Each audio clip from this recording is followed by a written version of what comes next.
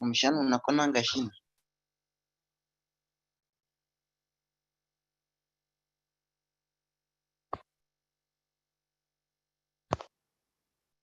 Look for morning better.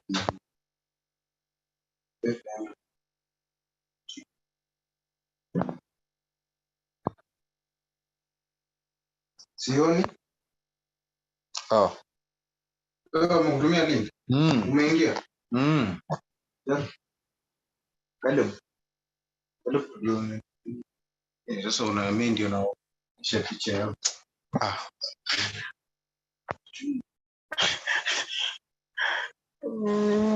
Niaje tu. Tunaona hapa Google. Kama hajatuma pengine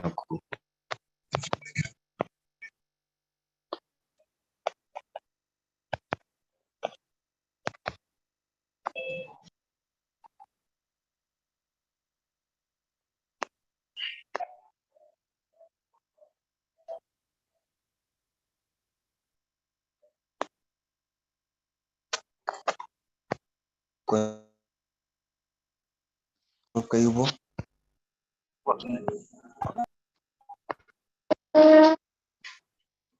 hajatuma.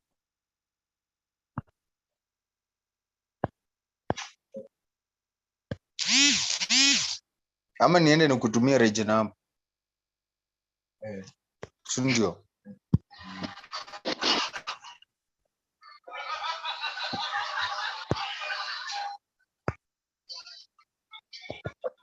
BBM 0014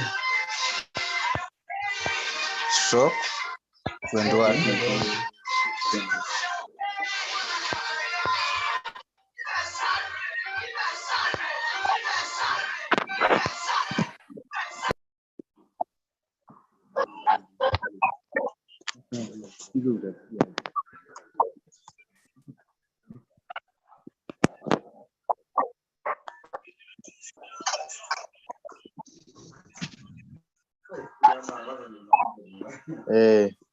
Amenemit. Nenda tu room ndio Naongei. Kijana. Kosha tu. Mtoto mmoja ndio. Hapa ndio mtu mwenye anapanga kazi hapo nje. Ndio anakuanza kama yeye.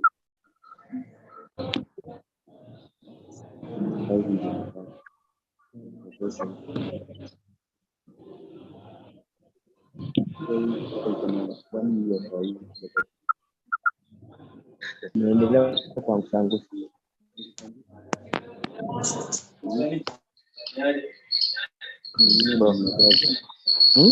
Sasa inaendelea bwana.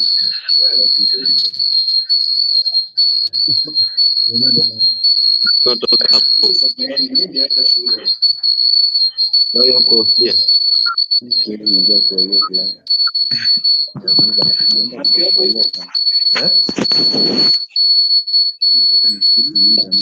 Hello. Hello.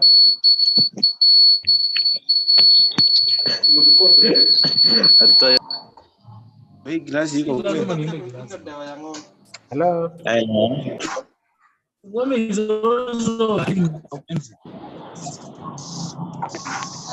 Are you ready? Hello. Yes. You are not getting me. Yeah, right. Hello. Hello. Okay. Now, welcome. You are not.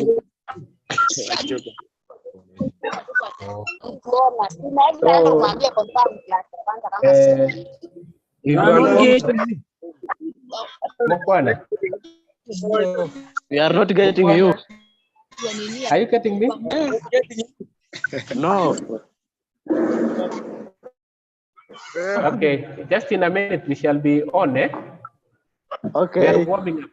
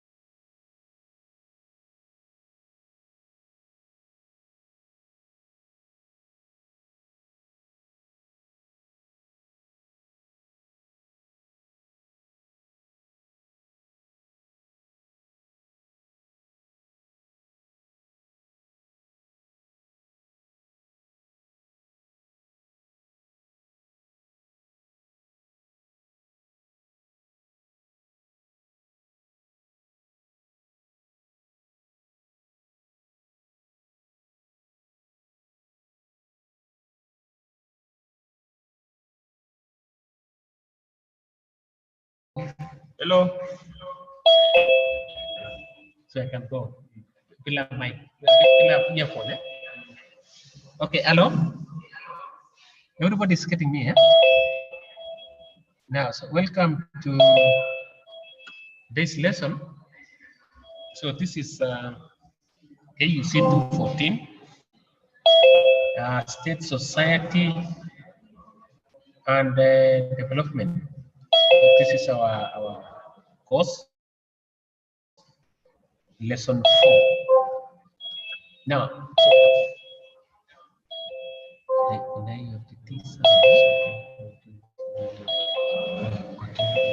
okay, so our main focus today is trying to recast our discussion on Africans, why Africans fail to learn from colonialism. I remember last week our discussion was centered on Somalia as being one of the failed states in Africa, and we saw some of the prominent features that compel Somalia to be a failed state. So today I want us to now refocus our attention on why Africans fail to learn from colonialism. Now, and somebody can question, must we embrace any lesson from the colonial imperialism in Africa? So that's something that we need to interrogate. Now, so to begin with, if you look at Africa basically, in terms of economic, in terms of social, in terms of political orientation, all these aspects were laid down by the European powers in Africa. And you see, when Europeans came,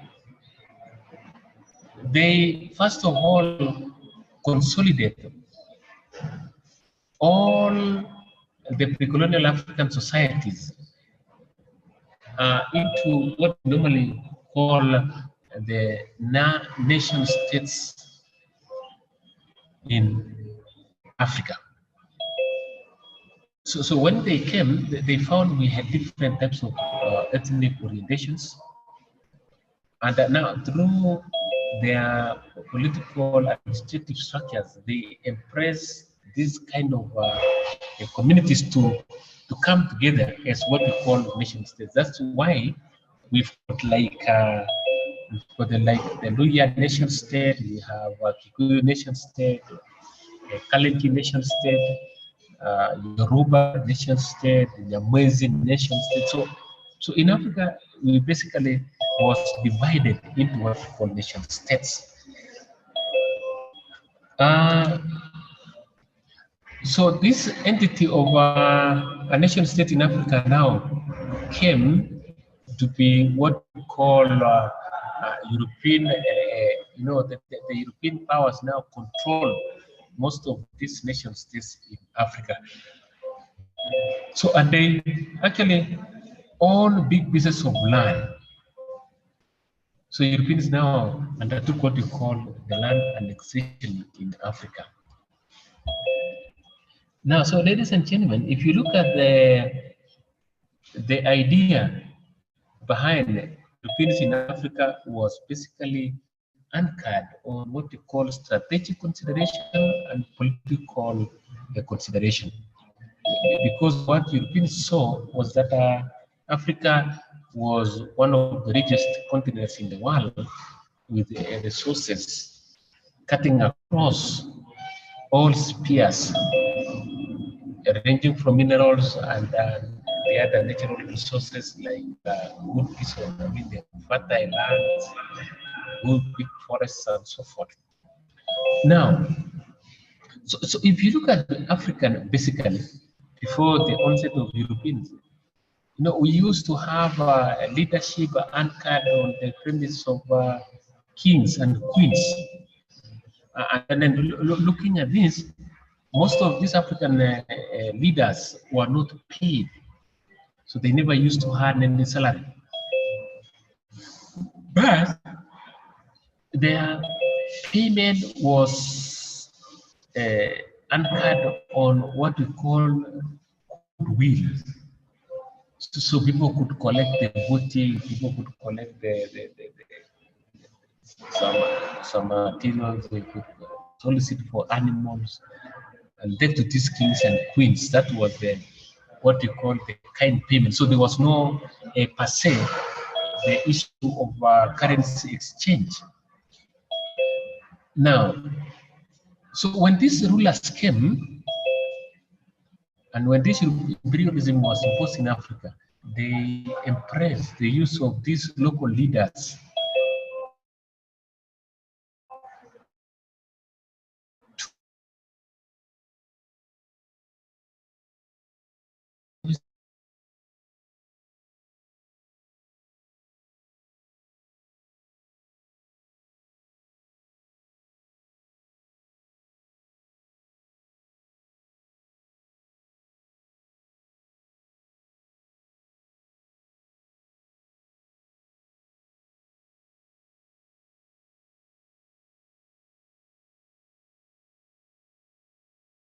what we call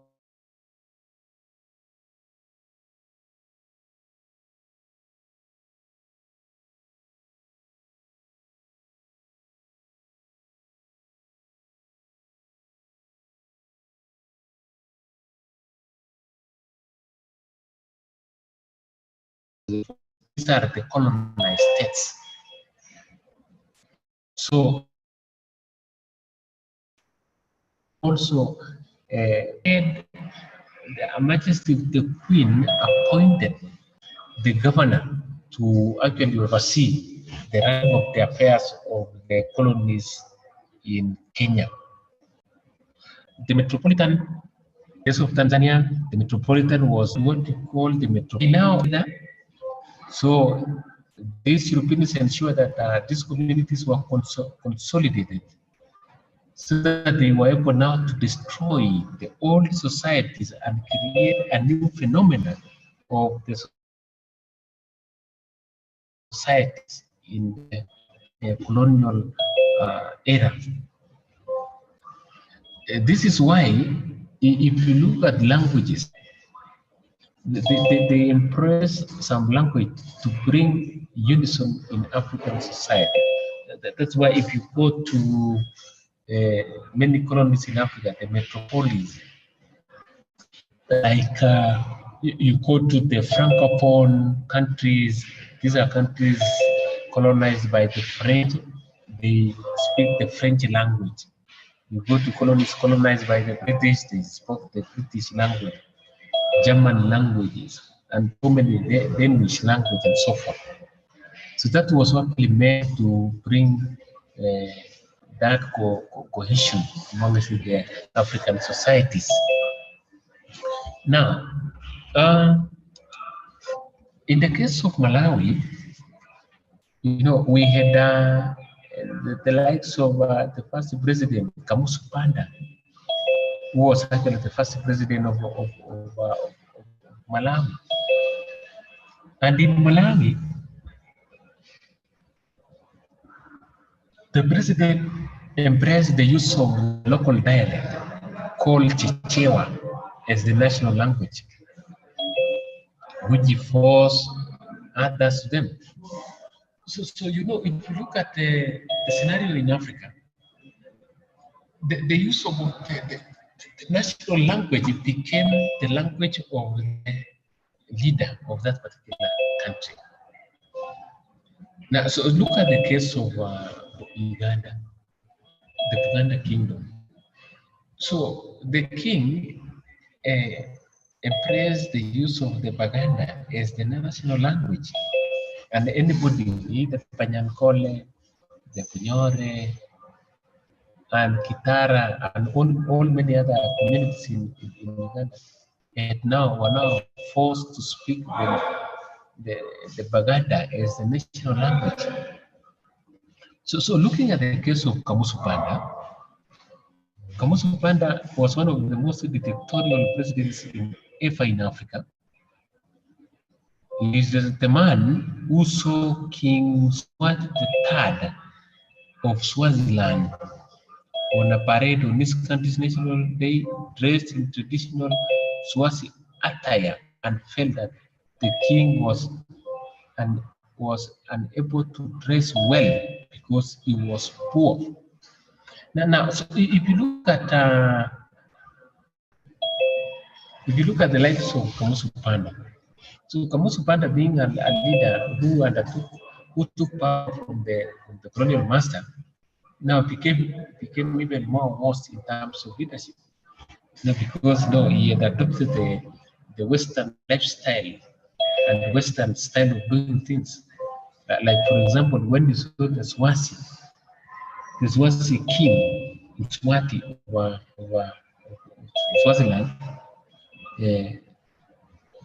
putting on the regalia of Swazi, to him, he perceived it as a sign of poverty. So that was his orientation. So from the rule of chief, the Europeans now put up a system of efficient administration in their colonies by appointing people they regarded as able to do the job. So when Europeans came to Africa, now for their effective administrative structures in the colonies, they had to settle and choose the most able leadership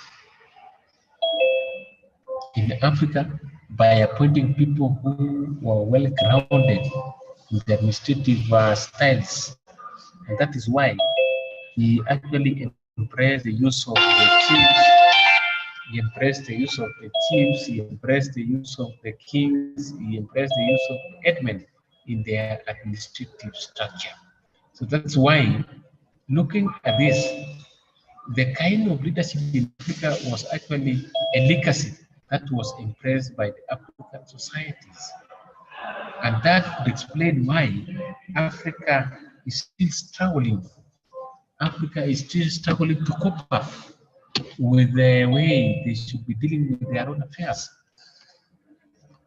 Now, so in this case, the colonial subjects were to be identified by means of an identity card. So to ensure to address the issue of labor, so they introduced what we call the labor policies, and then to ensure that there was a constant supply of labor to the European farms. One of the most magnificent milestone was to introduce what we call a kipande system. So kipande system means, somebody was given an identification. There was a sort of a container which was actually hung on the neck of the African, so that within this container there were documents to show where one was working, to show the terms and conditions of service and so forth. So the commander system now ensured that there was a constant supply of labor and no African actually could escape in providing the labor. Now, so looking at the introduction of this particular way of dealing with manpower and the question of labor, this was actually perceived to be a criminal act perpetrated against the Africans. So this was actually wrong, and it was dehumanizing. So, the use of kipande also ushered in a new economic dispensation where the Europeans introduced taxation.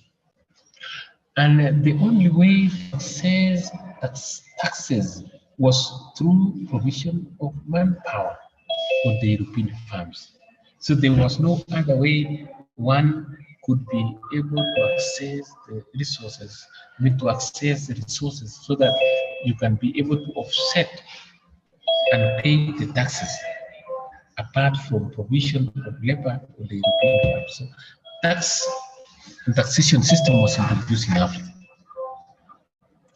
So this was a means to serve two purposes. Why these taxes was introduced was people would work at least 6 months in a year to raise money to pay for taxes. And the ticket also served as a kind of identification. So why kipande was so critical was to ensure that, whenever you are employed, whenever you are engaged in a European firm, you need to spend not less than 6 months. That was why the contents contained in this particular kipande actually stipulated this policy. The second policy was to act as an identification card to identify who one was. Now, so for example, if an African refused to grow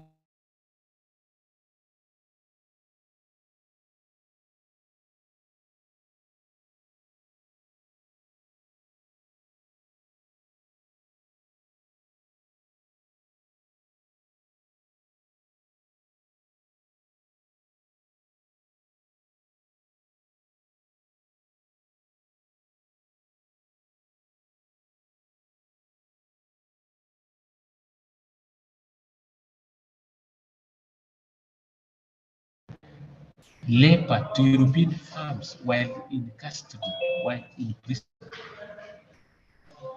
Now, this was a trickery approach. So that these Africans who are in prison were able to provide services on roads, they were able to provide services in construction of railway lines, they were also able to construct the port, they were able to construct the airport, they were able to construct the schools together with the government houses. This was the work of the prison. So the question is, which was the best way? Was it to be compelled to work on European farms by being in prison, or it was a question of willingness? So in either of the two ways, there was no option but rather to provide labor by fire, by force. So forced labor was used without it being declared so. And that is why colonial political economy was enhanced in Kenya and other African colonies like Rhodesia, in South Africa. So this kind of approach that was introduced now brought in a new orientation called political economy. How politics, through the hood of politics could change the country's economic systems. Now, the other issue that was to be introduced was education. Now, and they gave and introduced punitive measures so that if a parent was not able to send a child to school, they were compelled to do so. Why education was embraced by the Europeans was not actually for Africans to be enlightened, but they wanted Africans to get the basics of education so that they could be able to provide manpower in European farms. And the kind of education provided for was just to ensure that you are equipped with the skills, not skills to change the society, but skills to provide manpower on European farms. Now, so if you look at education, basically, education was not financed by European colonial investors, but it was courtesy of Europeans, of Africans, to ensure that they paid fees for their children. Europeans needed policemen. They required prison warders. They required accounts clerk to pay salaries and keep records. Now, if you look at the church generally, the church played a very crucial role, especially in administrative and educational matters. They ensured that people who work in the offices respected their works, respected their jobs, and took home only what was due to them. So they were actually restricted. Now, so if you look at the vices like stealing, say that if stealing existed, it was not prominent as we see today. This could explain why the corruption in contemporary African societies is actually attributed to high level of poverty and the attitude also towards work. So many Africans want to reap where they did not sow.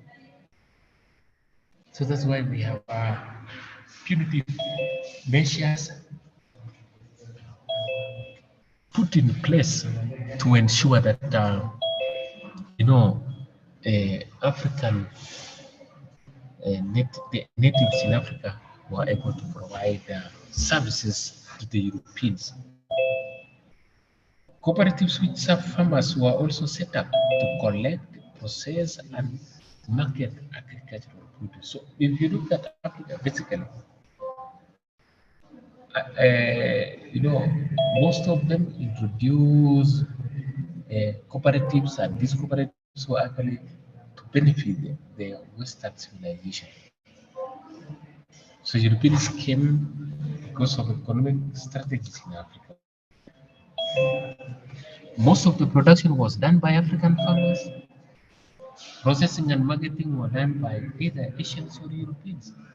So if you look at the chain of distribution, the Africans were at a lower level. Theirs was only part production. The Asians and Europeans' main core was to engage in what we call, they were to engage in what we call processing. They were limited to processing and the marketing of this produce, the produce which were produced by the farmers. Now, if you look at the system of admission, right from the government hierarchically to the African colonial regimes, it was well organized and very efficient. So there was the essence of efficiency, and there was the essence of organization. So it was well structured. And therefore, as I mentioned earlier, European powers had now to choose capable and well-able men and women to provide services. So, ladies and gentlemen, though some of the pre-colonial chiefs in Africa, like the Wanga, Luya, and Kapaka, we had Kapaka Mutesa, Kapaka Mwanga, and so forth. So Kapaka of Uganda stayed to work with the colonial administration. So there was now the aspect of collaboration. Why they collaborated was because they wanted protection of these civil powers. Those not efficient were removed and replaced with others. So whenever one felt so redundant, they were replaced. That was the only option. So chiefs were very critical in mobilizing labor, and that is why if you look at most different countries in the world, in Africa, and through the Europeans in Africa, they introduced the office of the chief, and the office of the chief was to ease administrative styles in Africa by ensuring that they cushion the Europeans from the from the lack of manpower because of the limited number. For the chiefs who are not actually ready to provide the services as by the law, were treated like any other subject in the economy, so they were not recognized. There was also no way a colonial chief would favor his tribe without being pushed. They were thorough and efficient in order to keep their jobs.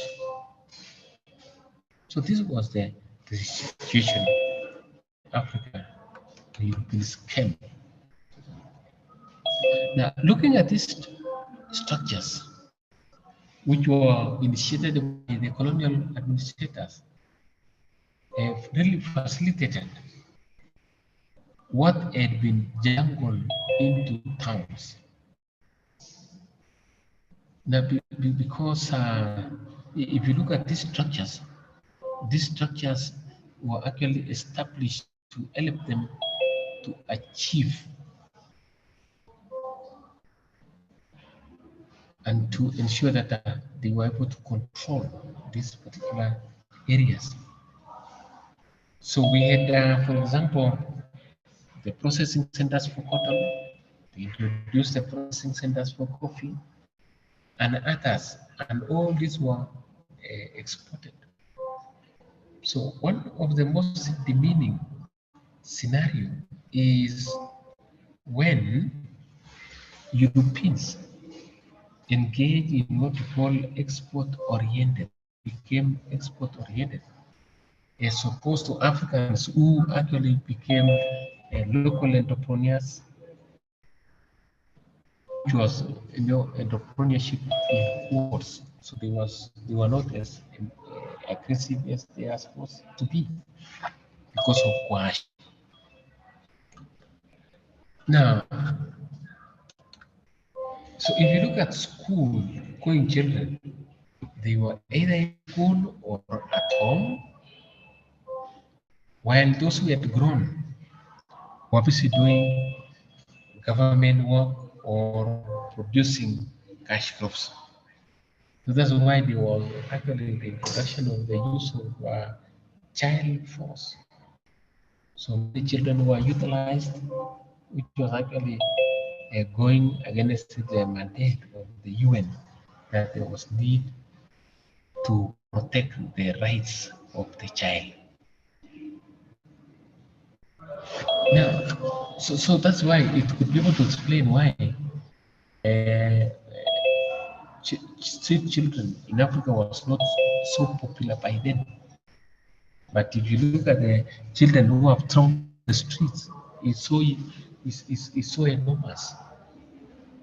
So that could explain why, what is actually the situation in African society. Why do we have a lot of beggars in the 21st century, and yet we are independent? So that means that we need to learn a lot from the colonial legacies in Africa.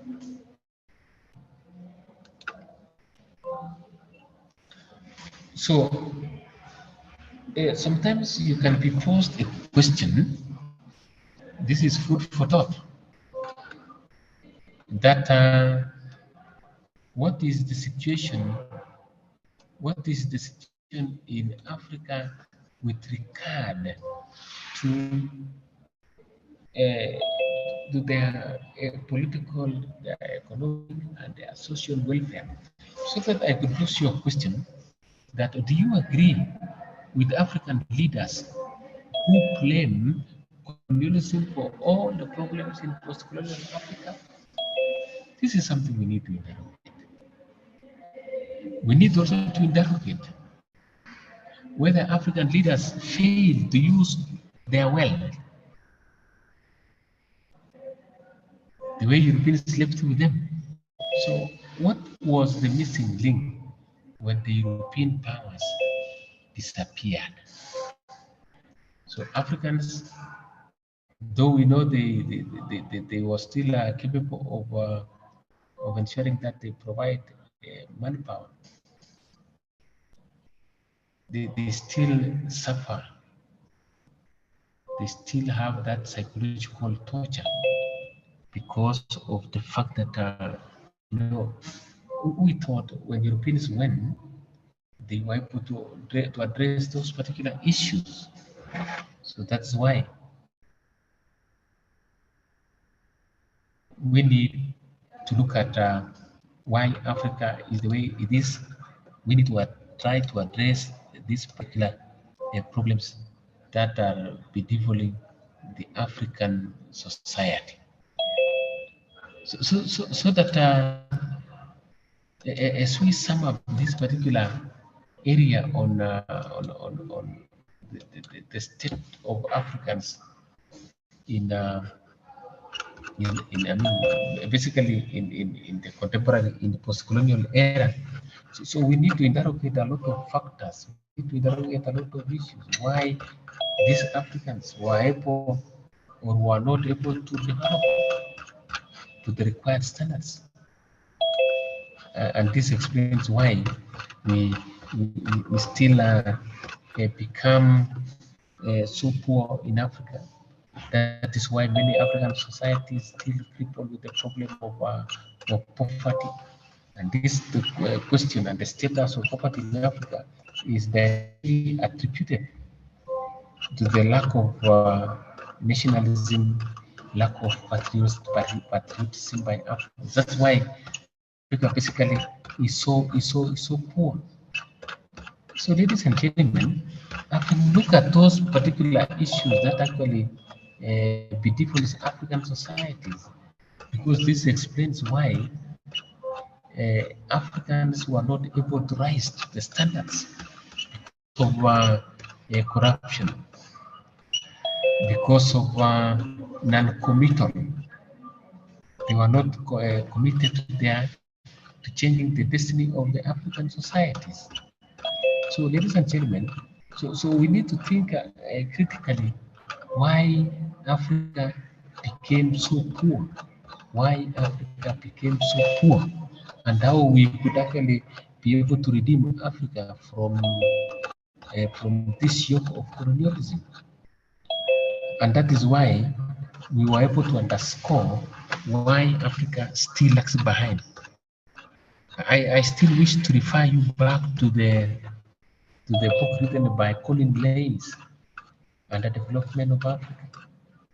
Who underdeveloped Africa? Is Africa underdeveloped? Did Africa underdevelop herself, or there was some situations that compel Africans to do so? So that's why there is a serious need to address this particular question. So we have so many concerns that we need to raise so that we are able to address the problem of Africa in the post-colonial era. We need to understand why Africa is struggling behind. We need to understand why Africa still hankers survival in the Western powers. We still wish to know why Africa is actually having a missing link in terms of political, in terms of social, and in terms of economic development. So that's the question we need to interrogate.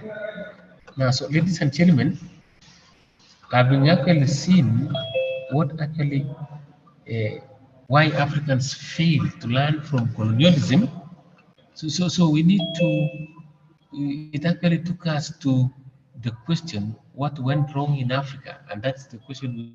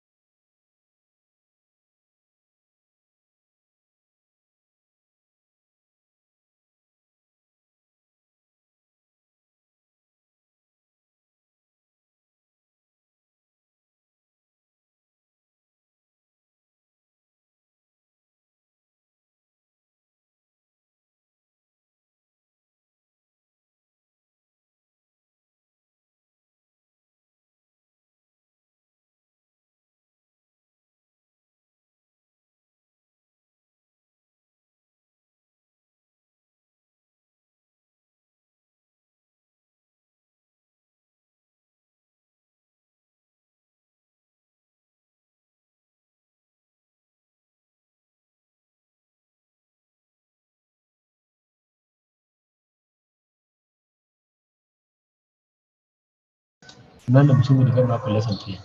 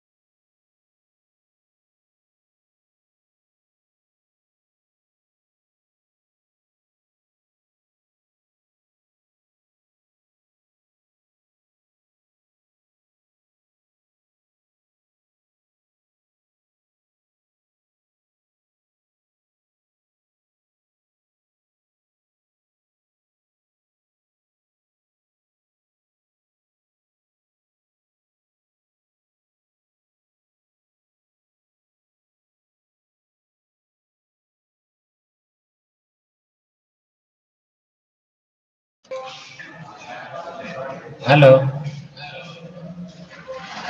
Hello.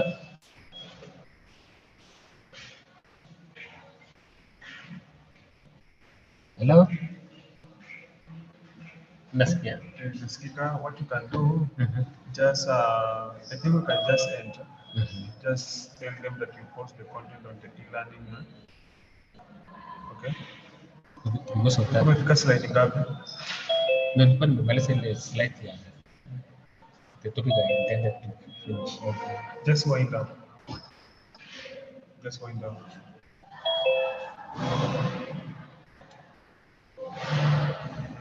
So, class, I wish to say that since we covered the fourth lesson on what Africans learn from colonialism,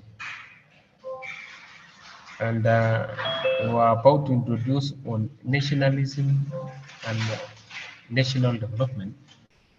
I wish to say that we end our lesson today, since we have had some logistical challenges, especially to do with the network.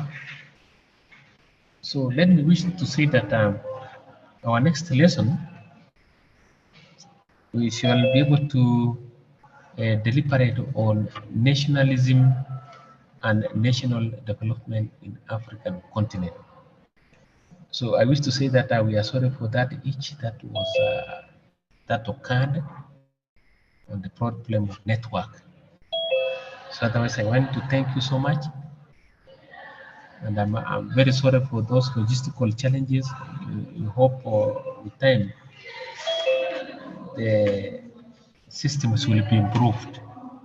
So bear with the situation, and I'm appealing to you that let's also embrace the use of YouTube, especially after the lesson. And probably maybe you are not able to be on board, so you can be able to get the information on YouTube. So otherwise, I want to wish you the best. Thank you, and God bless. Now, mother. So I don't know, am I able to save this information on LMS?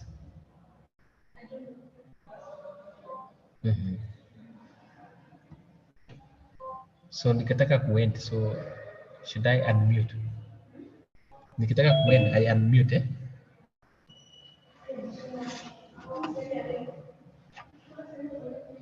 Yeah? Mute.